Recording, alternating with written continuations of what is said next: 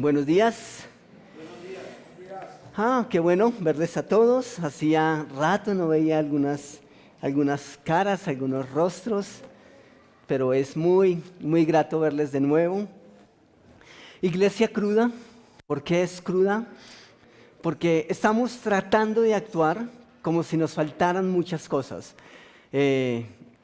Cuando empezamos la serie Iglesia Cruda, nos hacíamos muchas preguntas con Jonathan y una de esas preguntas, bueno, obviamente las preguntas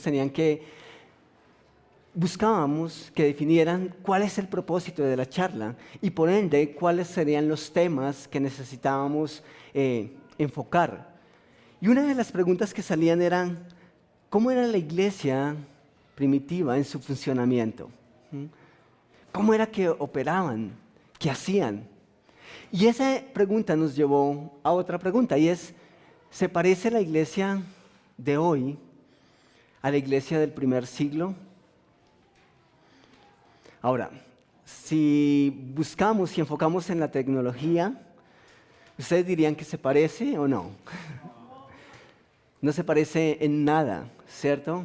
Pero aún, si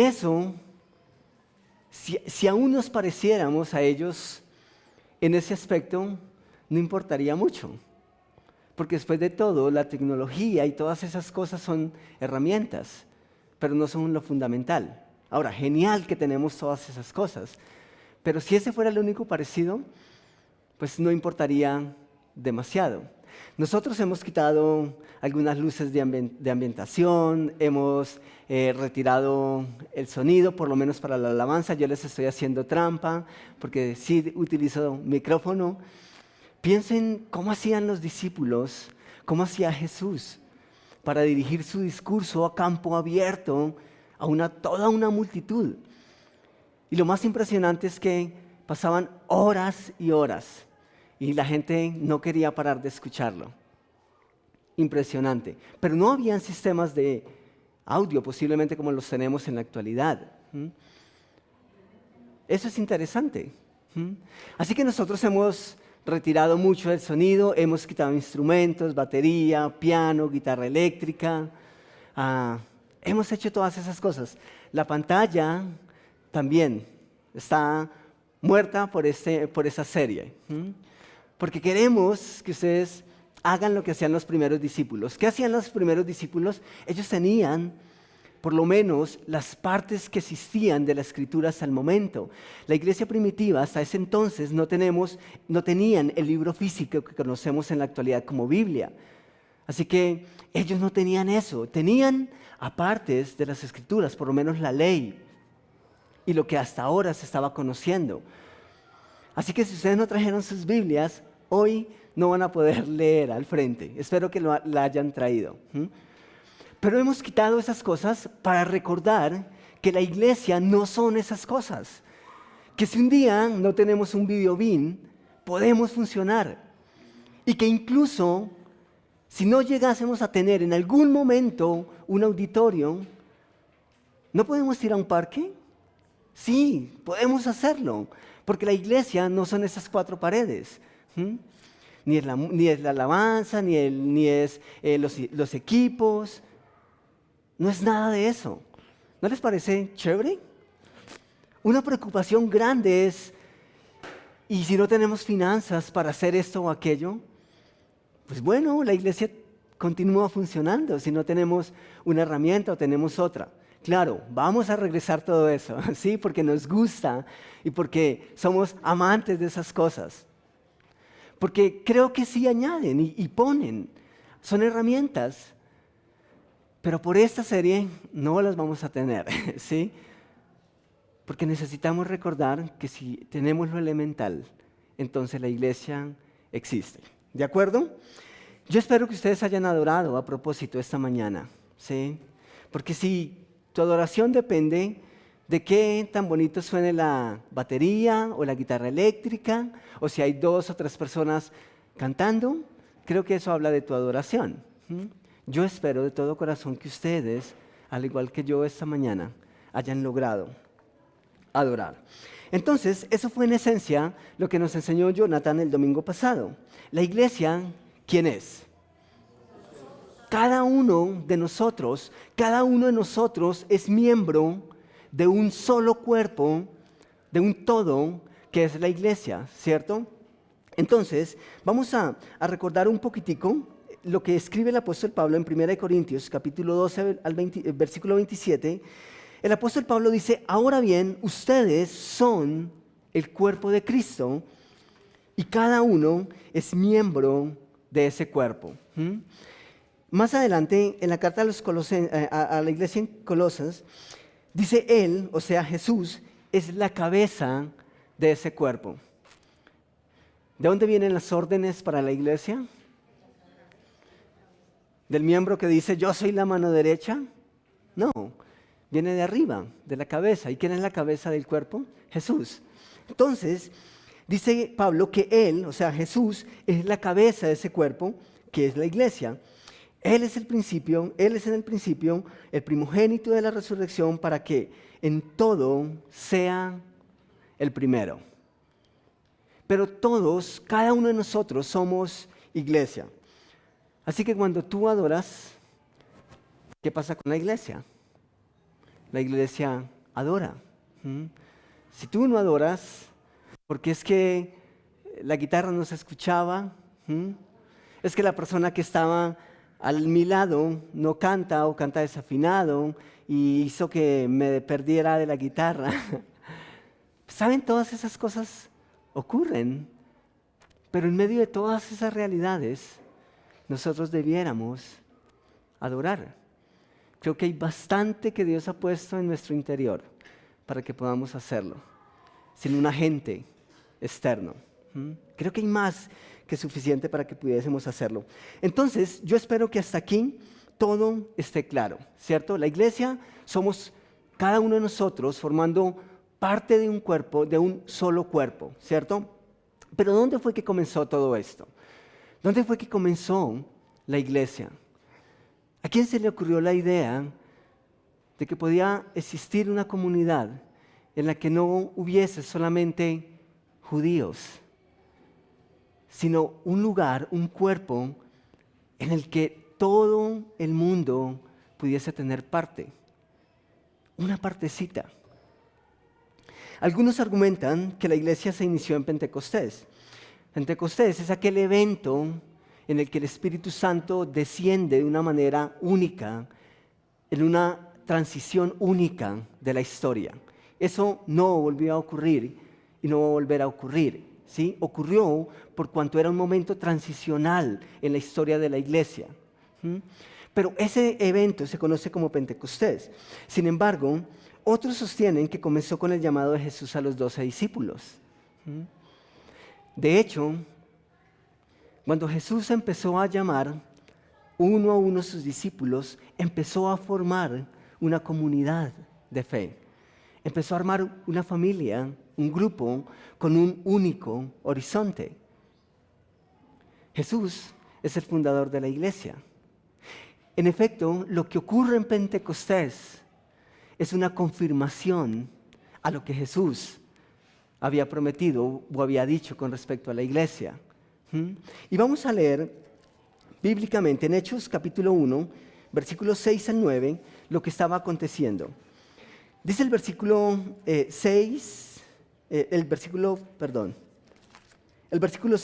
de Hechos 1, dice, así que mientras los apóstoles estaban con Jesús, le preguntaban con insistencia, Señor, ¿ha llegado ya el tiempo de que liberes a Israel y restaures nuestro reino? ¿Por qué tenían tanta insistencia en ese acontecimiento de los primeros discípulos?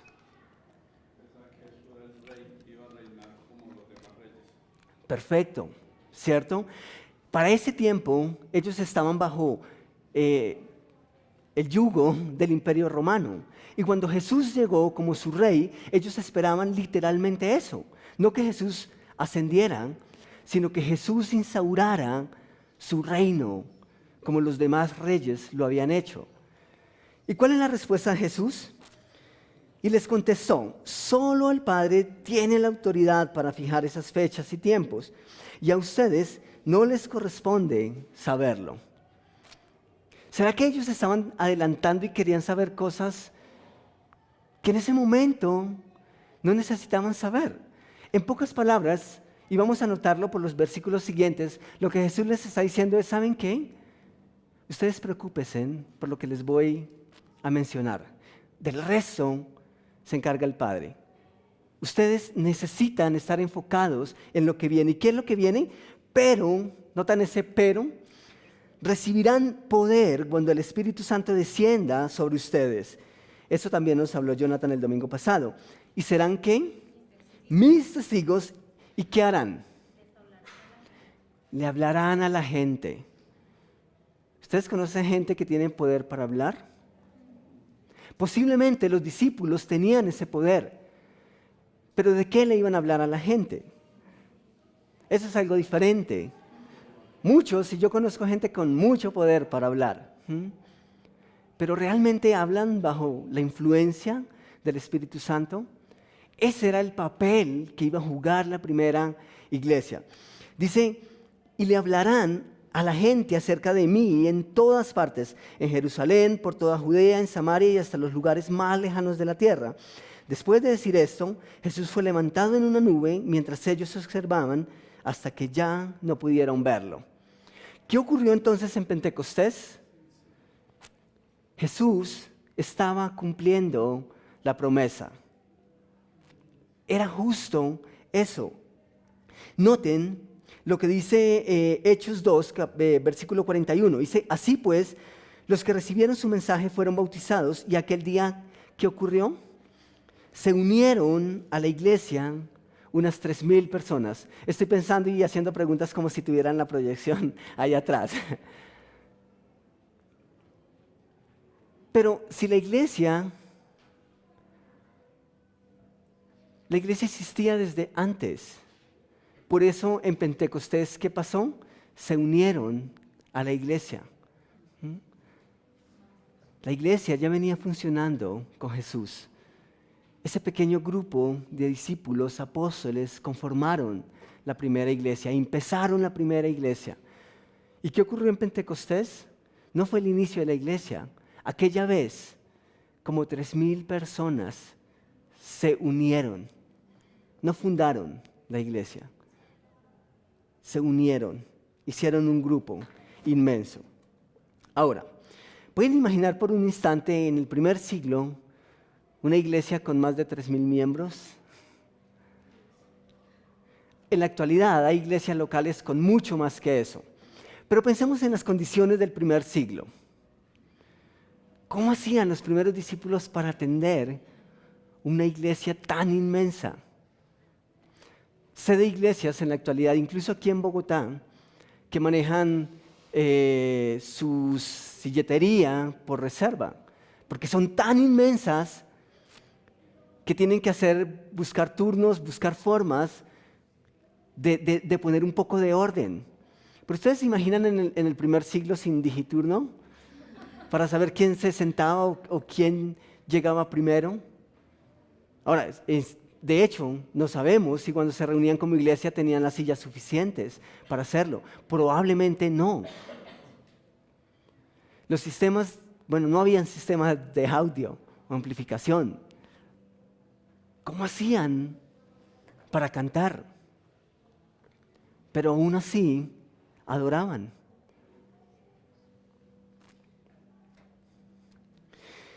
No había calefacción o aire acondicionado, por lo menos como lo conocemos en la actualidad. Tampoco tenían retroproyector para que la iglesia no tuvieran que cargar su libro grandote. ¿Ustedes son de los que les encantan las Biblias pequeñas porque se cargan fácil? Yo también. Tengo una grande que es la que tengo en casa.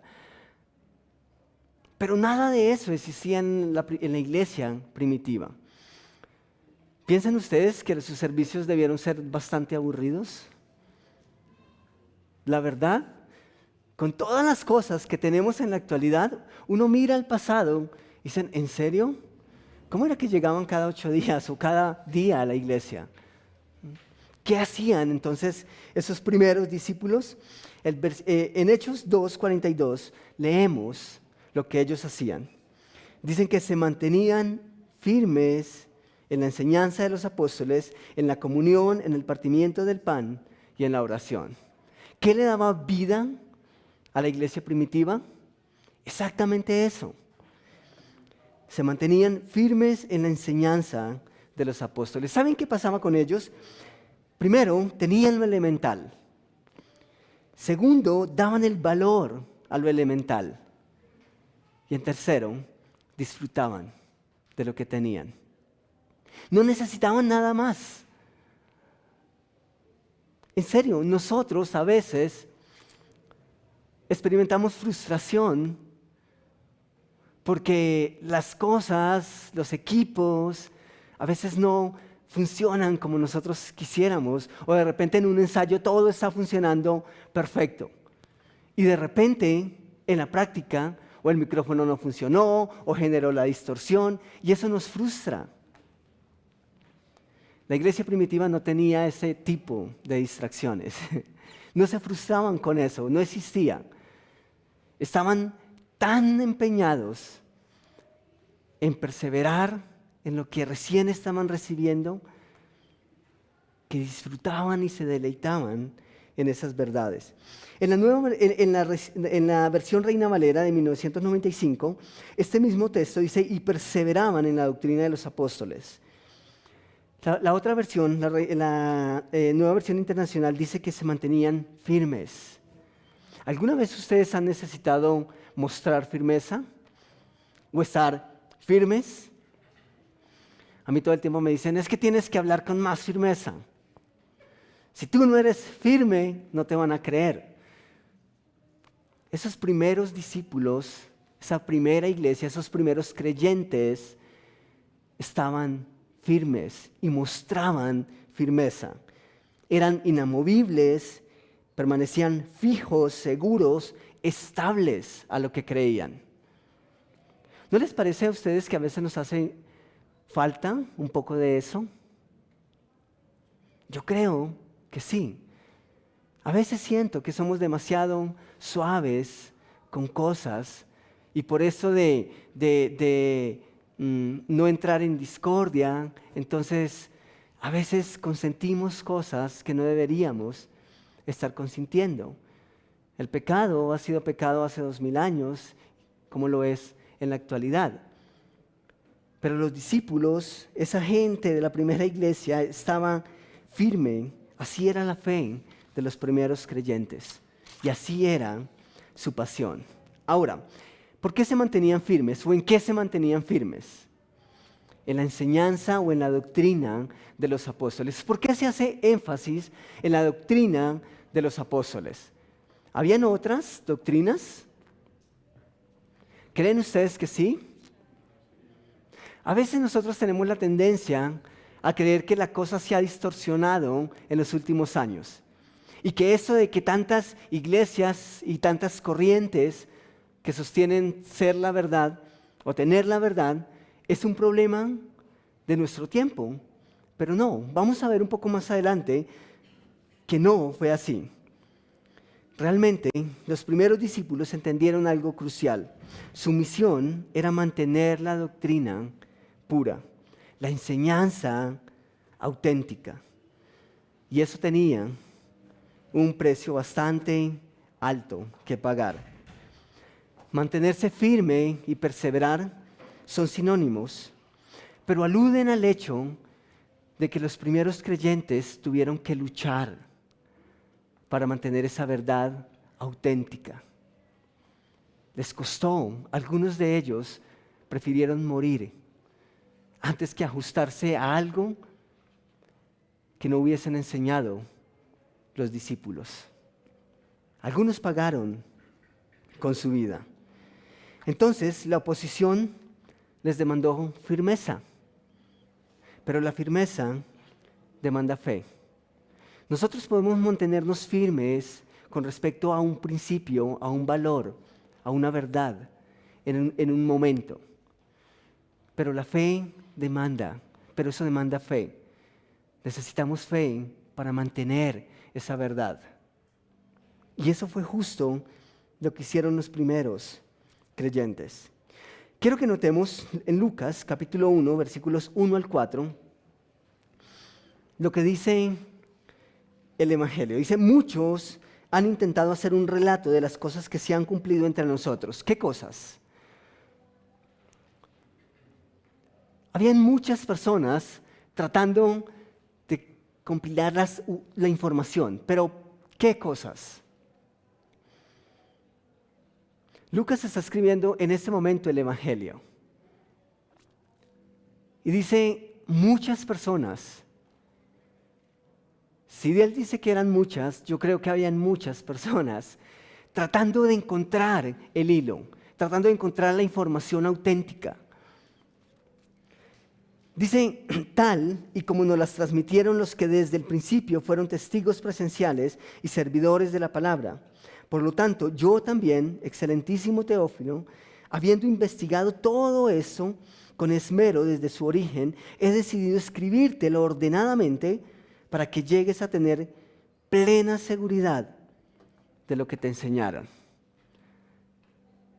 ¿Qué cosas estaban en el ambiente? Todas las cosas, primero, que habían sido profetizadas, pero que se estaban cumpliendo en la persona, o que se habían cumplido en la persona de Jesús. Y todo lo que estaba ocurriendo con el movimiento que Jesús había iniciado. Entonces, además de ser médico, Lucas, uno de los 12 discípulos, es historiador. Y queda claro su intenso deseo por presentar las cosas de una manera clara y verdadera. ¿Saben quién es la persona que más escribe en cuanto a proporción de escritura en el Nuevo Testamento? Es Lucas. Lucas es el autor del libro que lleva su nombre y es el autor del libro de los Hechos de los Apóstoles. ¿Y saben qué es el tema de Hechos de los Apóstoles? La historia de la primera iglesia. Eso es lo que relata Lucas en los Hechos de los Apóstoles. Entonces, en la primera parte de su investigación, que fue en lo que escribió en el Evangelio, Lucas dice, muchos han tratado de hacer un relato de las cosas que se han cumplido. ¿Entre quién? Entre nosotros, entre ellos. ¿Imaginan ustedes el tremendo riesgo de que las cosas se distorsionaran? Había muchas personas tratando de encontrar y describir lo mismo. El riesgo que había era grande.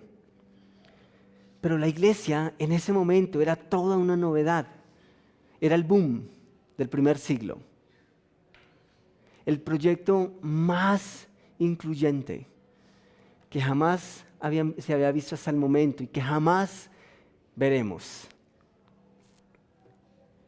En el caso de los discípulos y algunas personas que conformaban la primera iglesia, ellos lo vivieron de primera mano.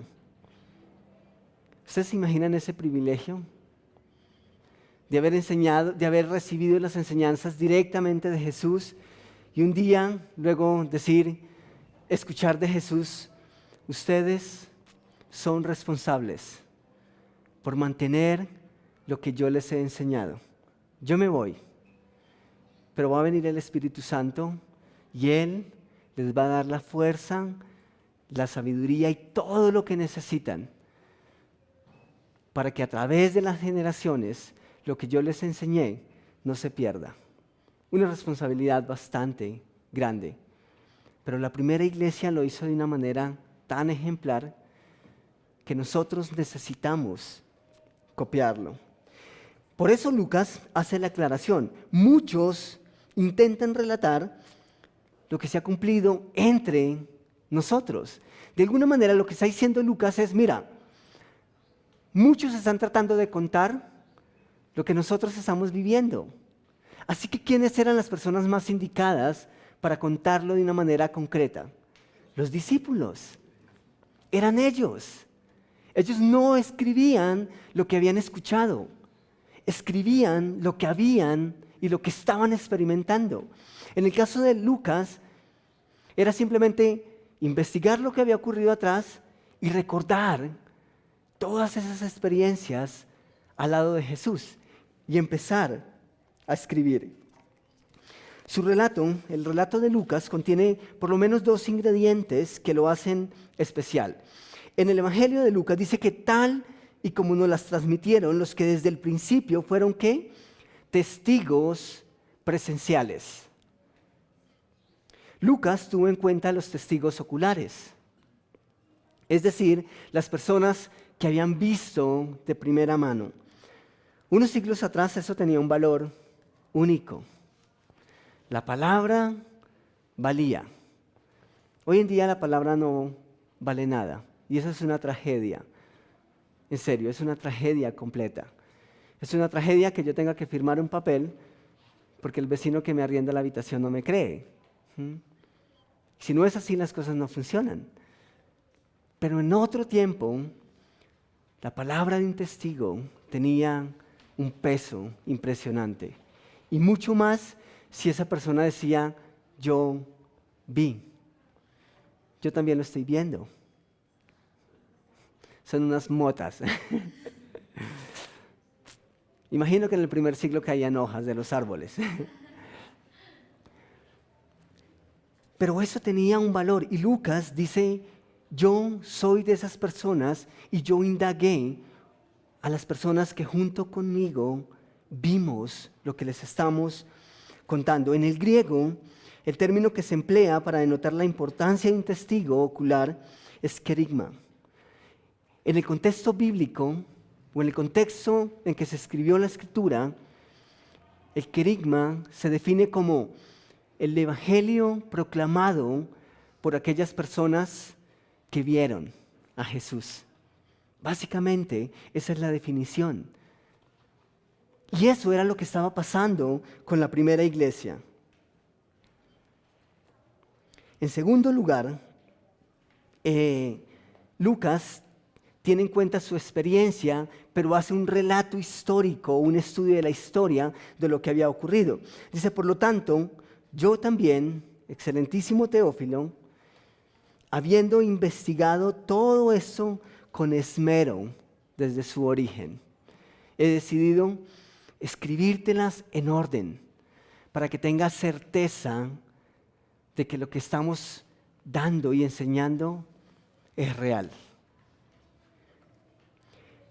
Entonces, Lucas dice, yo también investigué con esmero.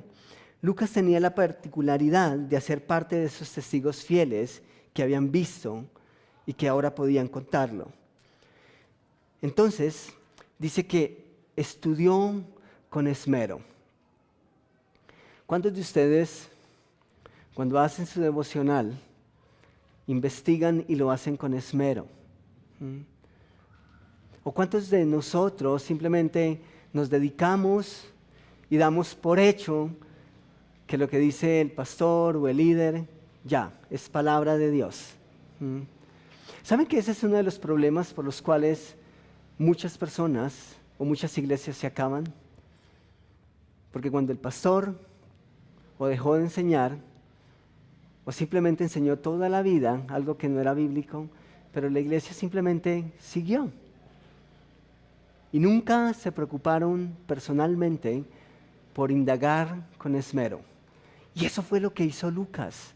Viendo todo el potencial de distorsión que había, Lucas dice, alguien necesita escribir lo que es cierto.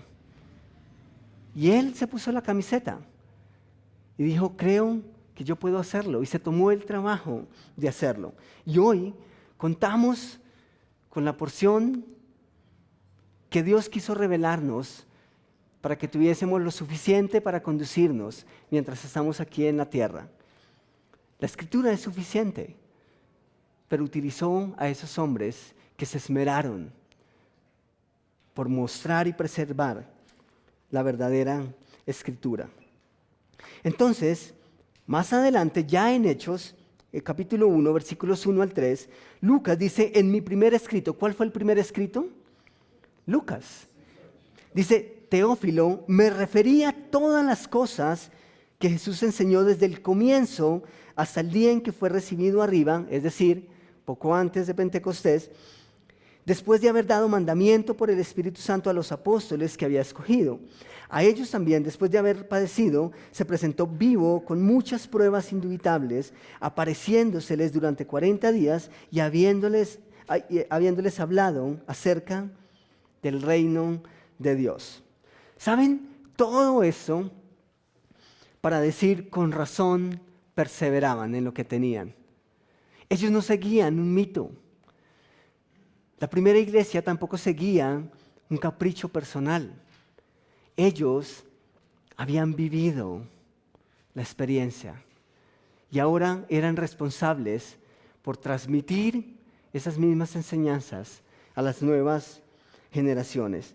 Tenían la responsabilidad de mantener la doctrina pura. La iglesia primitiva es nuestro modelo a seguir. No importa lo que tengamos, no importa cuántos años pasen, siempre vamos a necesitar mirar a la iglesia primitiva porque es nuestro modelo. Esta semana, hablando con un amigo, hablando del tema, este amigo me decía, la verdad es cálida. ¿Ustedes han tenido la oportunidad de llegar algún día a un lugar en donde se percibe la verdad? ¿En donde ustedes sienten que no los están engañando? Eso se siente cálido. ¿Y saben lo que ocurre con un cuerpo que está vivo? Un cuerpo que está vivo tiene que mantener un nivel de calidez mínimo. ¿Y cómo es un cuerpo cuando está muerto? Es completamente frío. ¿Saben? La iglesia se mantiene cálida cuando enseña la verdad. La iglesia se mantiene cálida, el cuerpo se mantiene cálido cuando mantiene la enseñanza pura, cuando es transparente. ¿Cómo es que después de una charla dada por el apóstol Pedro, más de 3,000 personas dicen, yo me apunto, yo quiero ser parte de ese cuerpo, yo quiero ser parte de ese reino, yo quiero ser parte de esa familia? Porque entendieron que había una verdad que seguir, una verdad digna de ser replicada, de ser enseñada, de ser vivida. Entonces, ¿qué deberíamos estar haciendo nosotros? ¿Qué debería estar haciendo la iglesia de hoy? Debería estar prestando atención a esas cosas. Mantenerse firme y perseverar en la doctrina pura, en la enseñanza pura, en la comunión unos con otros. Debiéramos estar luchando contra eso, con mantenernos unidos, sintiendo lo mismo. Deberíamos estar compartiendo con nuestra iglesia, con nuestros hermanos, y deberíamos estar completamente compenetrados en la disciplina de la oración, unos por otros. Y eso da vida. Eso hizo que la primera iglesia se mantuviera. Usted y yo somos iglesia. La iglesia somos usted y yo. Y tenemos un tesoro que Dios nos ha confiado, su palabra. Entonces, ¿qué más necesitamos para funcionar como iglesia? Lo tenemos todo. No necesitamos nada más. Tenemos lo que se necesita, porque Dios ya lo dio. ¿Me acompañan en un momento de oración, por favor? Quiero pedirles que inclinen su rostro, que cierren sus ojos, solo para que estén en una conversación que pueda ser más íntima entre tú y Dios. Hace 8 días, a través del tiempo de Creciendo Juntos, Rodrigo nos invitaba a pensar en algo.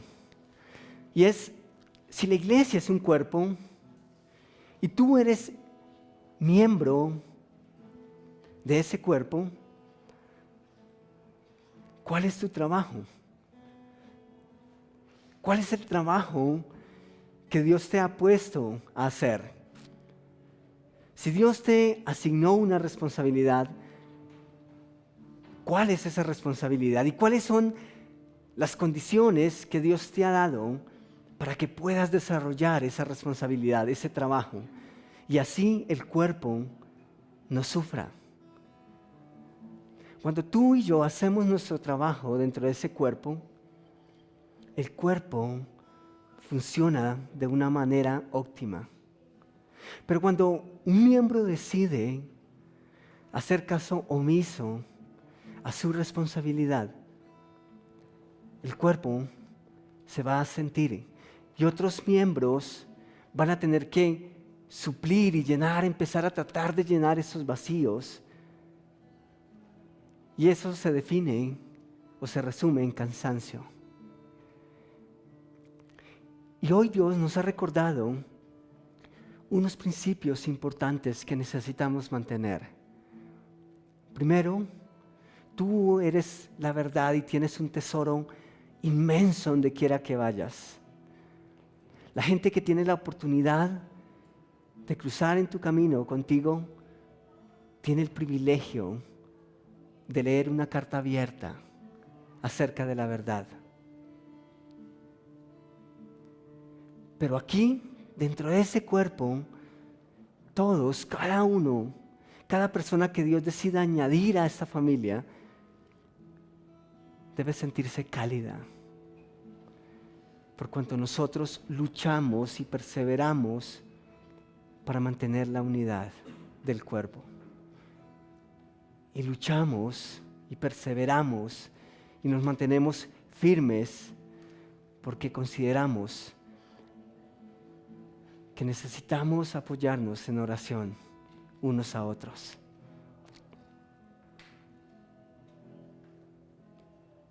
Si tú estás aquí esta mañana y dices, tal vez, ¿cómo es eso de ser parte de ese cuerpo? ¿Cómo es posible pertenecer a esta familia llamada Conviva Norte? Si tú esta mañana estás aquí, déjame decirte en primer lugar que tú no planeaste estar. Dios ha movido un montón de cosas y simplemente lo que tú hiciste esta mañana es una respuesta a lo que Dios ya estaba haciendo. Así que no es casualidad que estés aquí. Y Dios desea que tú seas parte de la iglesia, que seas parte de ese cuerpo, que seas parte de esta gran familia. Y tal vez tú te preguntas, ¿qué debo hacer? ¿Cómo puedo hacer? Hay personas esta mañana, aquí en este lugar, que están dichosas de poderte mostrar qué debes hacer. ¿Tú quisieras que alguien te guiara y te ayudara a resolver esas preguntas? ¿Hay alguien esta mañana que con mano levantada nos dice, yo quiero que alguien me guíe, yo quiero que alguien me muestre cómo puedo ser parte de la familia de Dios? ¿Hay alguien?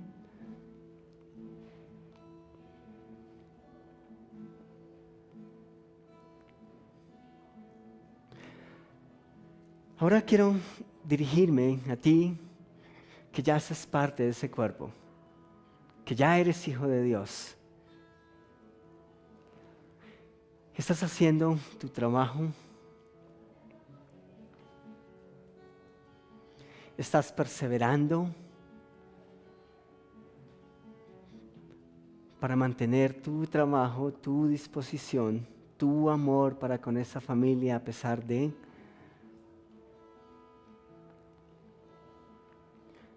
Yo quiero orar esta mañana a Dios por ello. Y quiero pedir por cada uno de ustedes. Y quiero pedir a Dios por mi vida. Porque entiendo que cuando yo no hago mi trabajo, otro necesita hacerlo, pero yo lo quiero hacer. Y lo quiero hacer de una manera que honre a Dios. Padre, Tú podías haberlo hecho solo. Estoy completamente seguro de eso. Pero decidiste involucrarnos. Decidiste involucrar en la iglesia gente de todo pueblo, tribu y nación. Y resulta que 2000 años después, nosotros estamos aquí en este lugar del universo.